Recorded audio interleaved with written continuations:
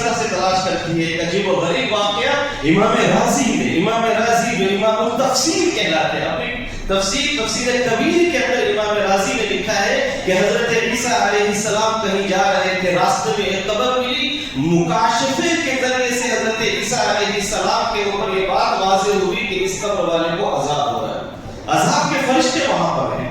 حضرت عیسیٰ علیہ السلام چلتے رہے، جب اپنے کام سے فارغ ہو کر واپس آئے، پھر اس قبر کے پاس آئے، پھر مکاشفے کے ذریعے معلوم ہوا کہ وہاں اس قبر کے اندر رحمت کے فرشتے ہیں جو نور کے طبق لے کر آئے ہیں، نور اور روشنی لے کر آئے ہیں اس قبر کے اندر. یہ جو معاملہ تھا حضرت عیسیٰ علیہ السلام کو اچانک یہ جو معاملہ ہوا، یہ عجیب و غریب معلوم ہوا. انہوں نے وضو کیا، 2 رکعت نماز پڑھی، اللہ سے دعا کی اور اللہ سے معلوم کیا کہ یا اللہ یہ کیا معاملہ ہے.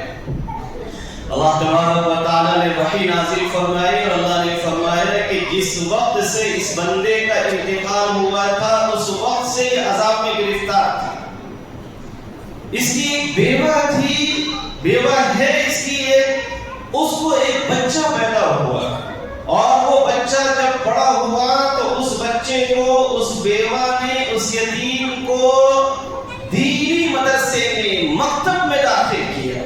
وہاں اس بچے نے جب بسم اللہ الرحمن الرحیم پڑھا تو مجھے شرم آئی کہ اس کا بیٹا زمین کے اوپر میرا نام لے اور زمین کے نیچے میں اس کو عذاب دوں، سزا دوں. اس پر مجھے شرم آئی، لہذا میں نے اس کا عذاب قبر ختم کر دیا.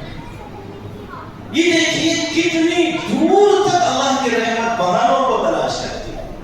کہیں سے بھی کوئی کلو ملنا چاہیے، کوئی سرا ملنا چاہیے، اور اللہ تبارک و تعالیٰ اپنے بندے کی مغفرت